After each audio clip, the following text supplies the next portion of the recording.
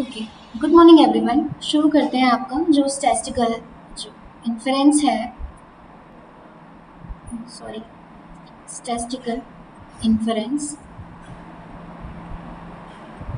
इसकी unit one, unit है one.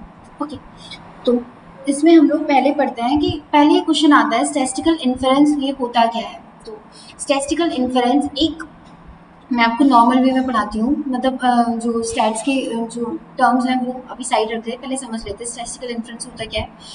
जैसे कि अगर हम लोग ये एक पॉपुलेशन ले लेते हैं, ओके, ये टोटल पॉपुलेशन है और इसका हम कुछ हिस्सा ले लेते हैं एज अ सैम्पल। ओके, ये जो है हम लोगों ने पॉपुलेशन से थोड़ा सा हिस्सा ले लिया एज अ सैम्पल। ओके, तो अब सैम्पल लिया और ये हम लोगों को जो सैम्पल है ये नोन है और जो पॉपुलेशन है अननोन है, हम लोगों को कुछ नहीं पता इसके बारे में, किसके बारे में है, क्या ट्रिक्स हैं। अब हम लोग अगर इस सैम्पल की हेल्प से, इस सैम्पल की हेल्प से इस पॉपुलेशन के बारे में इंफॉर्मेशन निकाल लें कि क्या है, कैसे है, क्या डिस्ट्रीब्यूशन है और किसके बारे में ये सब, तो उस प्रोसेस को हम लोग स्टैटिस्टिकल इन्फरेंस बोलते हैं। ओके, स्टैटिस्टिकल इन्फरेंस बोलेंगे। तो स्टैटिस्टिकल इन्फरेंस की अगर हम लोग डेफिनेशन लिखते हैं तो ये है the statistical inference is the process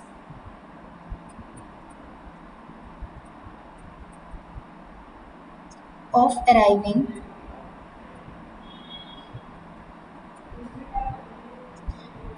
at conclusion, किसी conclusion पे निकल रहा है ना, इसलिए at conclusions regarding with population, regarding the parameter of population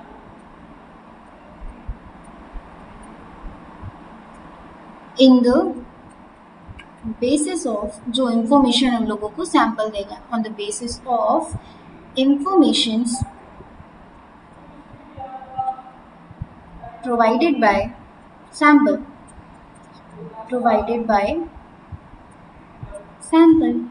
तो ये एक प्रोसेस है जिसके बारे में हम लोग एक कंक्लूजन से पहुंचते हैं पॉपुलेशन के बारे में, जो कि इंफॉर्मेशन प्रोवाइड करता है सैम्पल। अब इन टर्म्स ऑफ स्टैट्स जो पॉपुलेशन है उसको बोलते हैं यहाँ पे हम लोग पैरामीटर, जो कि रिप्रेजेंट किया जाता है थीटा से, और जो सैम्पल है इसको बोलते हैं स्टैटिस्टिक। ओके, स्टैटिस्टिक, ठीक है, ये हम लोगों को नोन होता है। अब हम लोग कुछ टर्म्स ऑफ स्टैट्स के बारे में भी बताएंगे कि ये जो स्टैटिस्टिक है रिप्रेजेंट किया जाता है टी से, जहाँ पे ये जो ये एक टी से रिप्रेजेंट किया जाता है, जो कि एक डिस्ट्रीब्यूशन है, probability distribution, where x1 x2 up to एक्शन are random sample space, random samples from population, जो कि पॉपुलेशन या फिर बोल सकते हैं पैरामीटर से लिए जा रहे हैं। जो स्टैटिस्टिक है sample defined as the probability distribution t where x1 x2 xn are the random sample space। Okay, तो अब आती है बारी एस्टिमेटर और स्टैटिस्टिक मैं बता चुकी हूँ आप लोगों को। स्टैटिस्टिक जो इसको सैम्पल को ही बोलते हैं स्टैटिस्टिक, ठीक है, जो पॉपुलेशन से लिया जाता है और जो कि नोन होता है, नोन होता है हम लोगों को, जो ये होता है वो नोन होता है, ठीक है, नोन होता है हम लोगों को। अब एस्टिमेटर क्या होता है, ठीक, एस्टिमेटर अगर हम लोग बात करते हैं एस्टिमेटर क्या होता है, तो एस्टिमेटर जो हम लोग सैम्पल लेते हैं पॉपुलेशन से, इसकी हेल्प से जो हम लोग एस्टिमेट करते हैं, ठीक है, इसकी हेल्प से जो हम लोग एस्टिमेट करते हैं प्रोबेबिलिटी डिस्ट्रीब्यूशन की हेल्प से, इसको एस्टिमेटर ही बोलते हैं। अगर हम लोग इसकी हेल्प से किसी पॉपुलेशन के बारे में कुछ एस्टिमेट करते हैं तो इसको एस्टिमेटर बोलते हैं। एंड जो वैल्यू हम लोग एस्टिमेट करते हैं, जो वैल्यू आती है एस्टिमेट करने के बाद, तो उसको एस्टिमेट बोलते हैं, एस्टिमेट। अब हम लोग स्टैट्स के टर्म में बात कर लेते हैं, स्टैट्स के टर्म में, तो जो एस्टिमेटर है, एस्टिमेटर की जो आपकी ओके, तो हम लोग पढ़ ही रह गए एस्टिमेटर, एस्टिमेट और स्टैटिस्टिक। ठीक है, तो ऐसे इसमें हम लोग देख लेते हैं इसकी डेफिनेशंस क्या होती हैं, इनकी जो डेफिनेशंस हैं इन तीनों की वो क्या है। तो late x1 x2 up to xn be a random sample from some probability distribution। जो probability distribution है वो डिफाइंड है t से।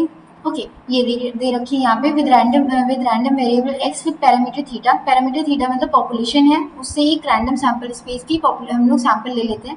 तो ए फंक्शन, ये फंक्शन दे रखा है प्रोबेबिलिटी डिस्ट्रीब्यूशन का of random sample values is known as a statistic. मैंने बताया था स्टैटिस्टिक किसको कहते हैं, एक फंक्शन जो कि पॉपुलेशन से ले लिया जाए और वो प्रोबेबिलिटी डिस्ट्रीब्यूशन का फंक्शन जो पॉपुलेशन से ले लिया जाए उसको स्टैटिस्टिक बोलते हैं। And when the function is used for estimating the population parameter, or when this function is used for estimating the population parameter, then this statistic is known as a estimator, okay, of the population parameter theta, and the value which we get, जो value हम लोग मिलती है इस population parameter की, उसको बोलते हैं हम estimate of the parameter, estimate of the parameter theta यहाँ पे लिख लेंगे। Estimate is the function of the random sample values, estimator is the function of random sample values. अभी हम लोगों ने देखा ये रैंडम सैंपल वैल्यूज का एस्टिमेटर फंक्शन होता है। And estimate is the population और rule to estimate the estimator is the population और is the formula or rule to estimate the unknown population parameter, and estimate is the numerical value. Okay, ये आपको समझ में आ चुका होगा ये सारा टर्म्स जो है। अब बात आती है कि एस्टिमेटर होते कितने टाइप के हैं। आपके सिलेबस में ही दे रखा है कि एस्टिमेटर कितने टाइप के होते हैं। आपके सिलेबस में टाइप नहीं दे रखा, पर हाँ आपको पॉइंट एस्टिमेटर एक टॉपिक दे रखा है। तो पॉइंट एस्टिमेटर दो टाइप के होते हैं, पहला पॉइंट, फिर इंटरवल। Okay, interval. अब पॉइंट एस्टिमेटर जिसमें एग्जैक्ट वैल्यू आ जाए, जैसे कि आपके जो मार्क्स हैं वो एग्जैक्ट रहते हैं, 94, 95 ऐसे एग्जैक्ट मार्क्स आते हैं। तो कोई पॉइंट एस्टिमेटर मतलब कि जो पॉपुलेशन पैरामीटर थीटा है उसकी एग्जैक्ट वैल्यू आ जाए तो हम लोग पॉइंट एस्टिमेटर बोलते हैं। एंड तो इंटरवल एस्टिमेशन होता है वो एक इंटरवल्स में आता है, मतलब जो कि जैसे कि 12 to 15 के बीच में, इसमें हम लोग अप्रॉक्सीमेशन लगाते हैं, मतलब अप्रॉक्स वैल्यू आती है कि मतलब 19 से लेके 15 तक आ जाएगी, ऐसे ये इंटरवल एस्टिमेट होता है। ओके, तो अब आपका नेक्स्ट टॉपिक है कि criteria to be the good estimator. Okay, तो अब आते हैं हम लोग क्राइटेरिया फॉर अ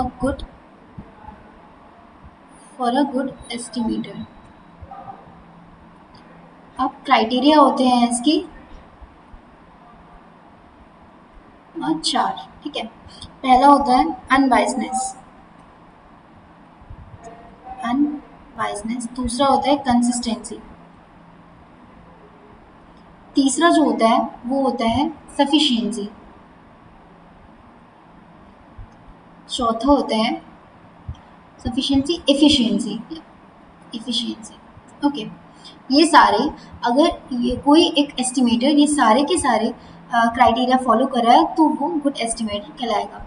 अब इसमें हम लोग बहुत सारे क्वेश्चंस पढ़ते हैं, इसमें भी बहुत सारे क्वेश्चंस हैं और ये सफिशिएंसी एफिशिएंसी के कुछ ही क्वेश्चंस आते हैं, बट हाँ इम्पोर्टेंट हैं ये सारे के सारे टर्म्स। तो हम लोग शुरू करते हैं अनबायसनेस, ठीक है। अनबायसनेस के लिए क्या क्या पॉइंट्स होते हैं, कैसे प्रूव करते हैं। तो अनबायसनेस एक, चलो लेट कर लेते हैं, let T be a statistic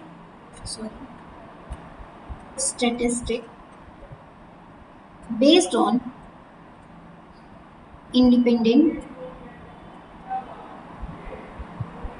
independent and identically distributed random sample x1 x2 up to xn with probability function, जिसका जो probability function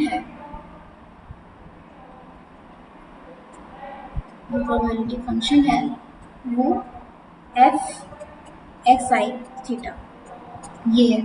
तो अब अगर हम लोगों को पता करना है कि t is said to be unbiased, जो t है, जो स्टैटिस्टिक है,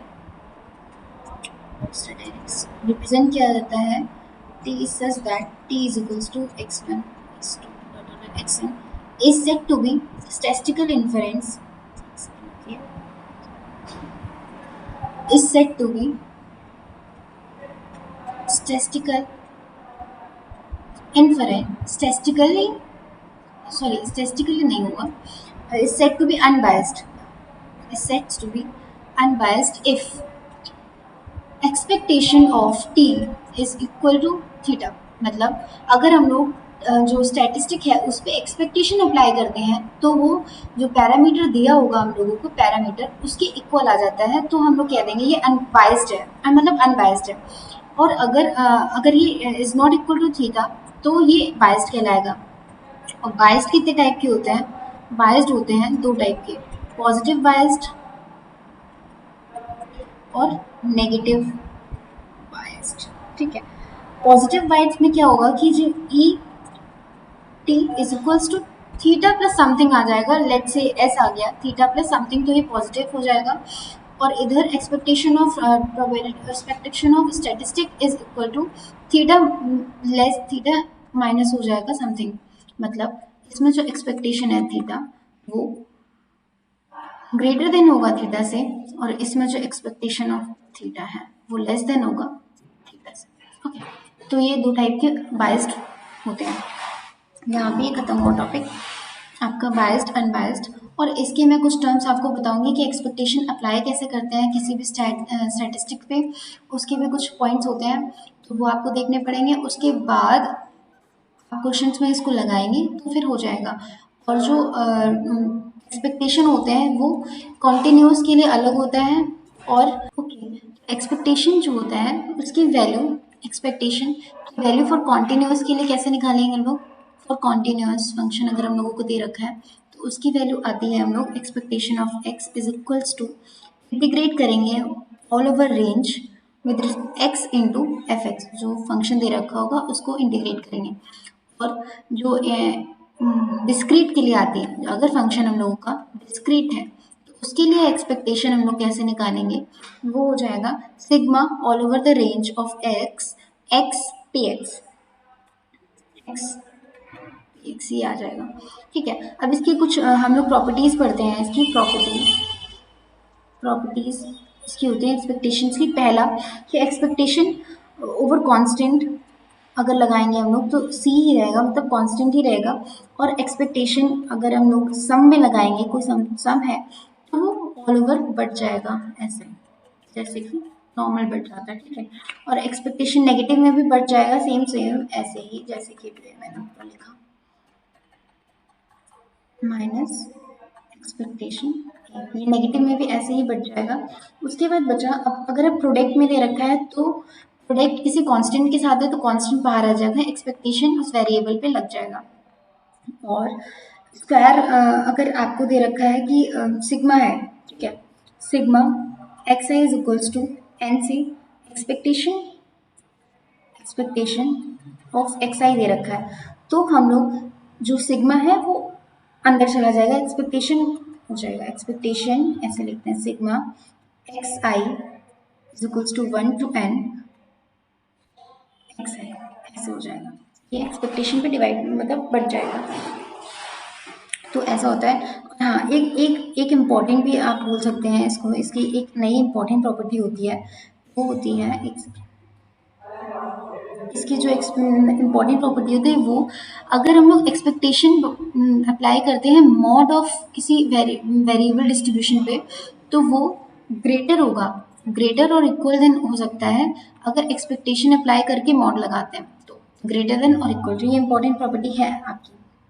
ओके, अब हम लोग इसमें कुछ क्वेश्चंस पढ़ते हैं कि अनबाइस्ड है या फिर बाइस्ड है उसकी, तो उसके कुछ क्वेश्चंस आते हैं आपके, मैं कराती हूँ आपको। सबसे इजी क्वेश्चन पहले इजी रखते हैं स्टार्टिंग में। वो क्वेश्चन है कि अगर मतलब क्वेश्चन आपके नोट्स में आपको मिल जाएगा, पर मैं आपको शॉर्ट में बता दे रही हूँ कि डिस्ट्रीब्यूशन क्या है और आपको मतलब थीटा क्या है, पैरामीटर क्या है और डिस्ट्रीब्यूशन जो आपको प्रोबेबिलिटी डिस्ट्रीब्यूशन है वो क्या दे रखा है। क्वेश्चन बोल रहा है x1 x2 xn x1 x2 up to xn is a random sample from a normal population दे रखी है म्यू वन वेयर मीन, ये जो म्यू होता है ये मीन होता है और ये जो वन है वेरिएंस होता है, mean mu and variance one show that the T, आपको जो डिस्ट्रीब्यूशन दे रखा है टी, जो डिस्ट्रीब्यूशन है 1/n sigma I is equals to 1 to n xi square is a unbiased estimator, is a unbiased estimator of mu square plus one इसका। अब मैंने बताया आपको कि अगर आपको अनबायस्ड एस्टिमेटर दिखाना है तो आप डिस्ट्रीब्यूशन पे एक्सपेक्टेशन, जो आपको डिस्ट्रीब्यूशन दे रखा है जैसे टी दे रखा है, इस पे एक्सपेक्टेशन अप्लाई करके अगर इफ ये इक्वल आ जाए, आपको आपको पैरामीटर दे रखा है ऑफ पैरामीटर, ये पैरामीटर आपका दे रखा है, ठीक है, इस एक्सपेक्टेशन अप्लाई कर देंगे डिस्ट्रीब्यूशन पे, अगर वो इसके इक्वल आ जाए तो ये कहलाएगा कि हाँ एक जो ये एस्टिमेटर है ये अनबायस्ड है, ओके अनबायस्ड है। तो अब इसको देखते हैं कैसे करेंगे हम लोग। टी डिस्ट्रीब्यूशन हम लोगों को दे रखा है 1/n sigma is equals to 1 to n xi का स्क्वायर। अगर आप देखो इस पर एक्सपेक्टेशन अप्लाई करते हैं हम लोग, तो ये एक्सपेक्टेशन पहले ऐसे अप्लाई कर देंगे एक्स स्क्वायर होल पे, ठीक है।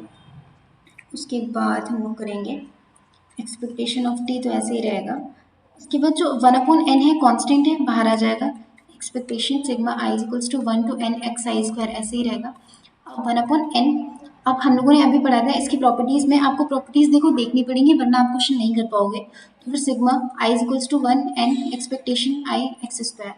अब एक्स स्क्वायर आ गया, हम लोगों को नॉर्मल डिस्ट्रीब्यूशन दे रखा है with mean mu and variance one, question में मीन म्यू वेरिएंस वन दे रखा है।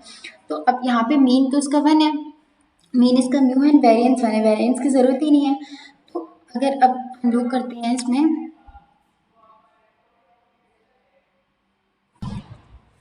तो इसमें जो आपका मीन दे रखा है म्यू एंड सिग्मा दे रखा है वन। तो अगर हम लोग यहाँ पे और एक प्रॉपर्टी और हम लोग पढ़ के आए हैं, जो variance is equals to expectation, हाँ क्वेश्चन में आपको नॉर्मल डिस्ट्रीब्यूशन दे रखा है with mean sigma and mean mu and variance one.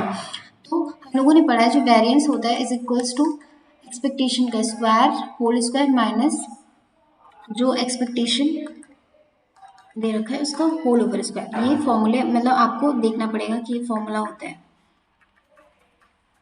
ऐसे ध्यान रखना कि ये दोनों के दोनों टर्म्स डिफरेंट है, ठीक है। इसकी वैल्यू हम लोगों को क्वेश्चन में देखो, यहाँ पे देखो ये निकालनी है हम लोगों को, और ये हम लोगों को एक्सपेक्टेशन का अगर स्क्वायर कर देंगे तो वैल्यू आ जाएगी। एक्सपेक्टेशन यहाँ पे मीन का स्क्वायर, ठीक है। अब देखो यहाँ पे मीन दे रखा है म्यू, तो अब हम लोग वेरिएंस वन दे रखा है और यहाँ पे एक्सपेक्टेशन एक्स स्क्वायर पता नहीं हम लोगों को, यहाँ पे म्यू स्क्वायर दे रखा है। अब एक्सपेक्टेशन ऑफ एक्स स्क्वायर हम लोगों की वैल्यू आ गई 1 प्लस म्यू स्क्वायर। अब क्वेश्चन में पुट कर देंगे यहाँ पे हम लोग, यहाँ पे इसमें तो ये 1/n sigma i equals to 1 to n expectation 1/x square की वैल्यू ये रखी, यहाँ से अगर हम लोग यहाँ पे पुट करेंगे 1 प्लस म्यू स्क्वायर, तो यहाँ पे 1/n। अब ये सिग्मा 1 to n अगर हम लोग ऐड कर रहे हैं पूरे टर्म्स तो ये 1 आता है, 1 प्लस म्यू स्क्वायर, ये n से n कट गया, आ गया 1 plus mu square. Expectation right hand side पे एक्सपेक्टेशन ऑफ टी चल रहा था, सॉरी एक्सपेक्टेशन ऑफ टी हम लोगों का चल रहा था।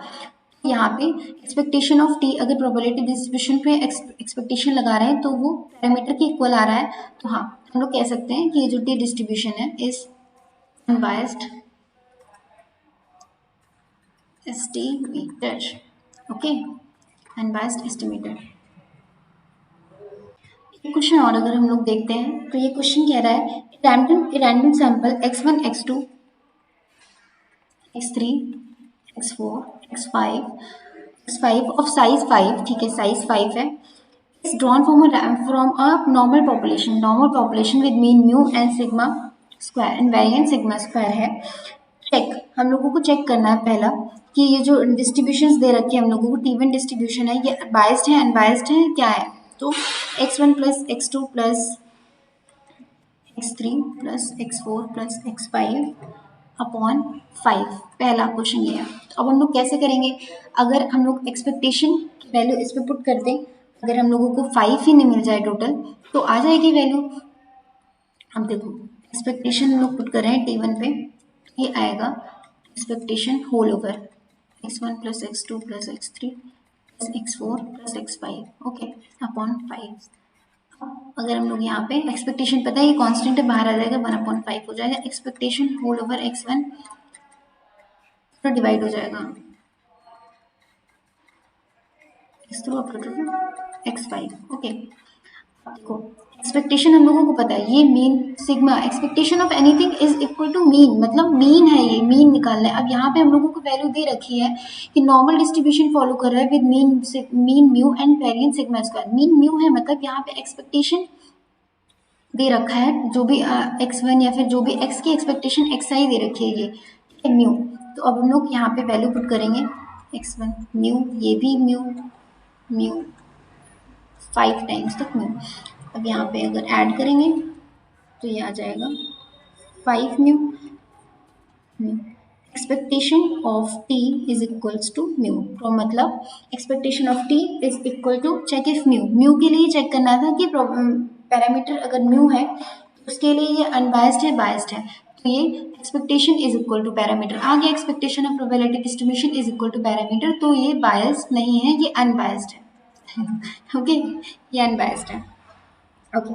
नेक्स्ट क्वेश्चन हम लोग करते हैं, इसका नेक्स्ट जो पार्ट है वो हम लोगों को शो करना है कि T2 दे रखा है हम लोगों को 2x1 plus xn plus x3 upon 3 या अपॉन 3 दे रखा है हम लोगों को।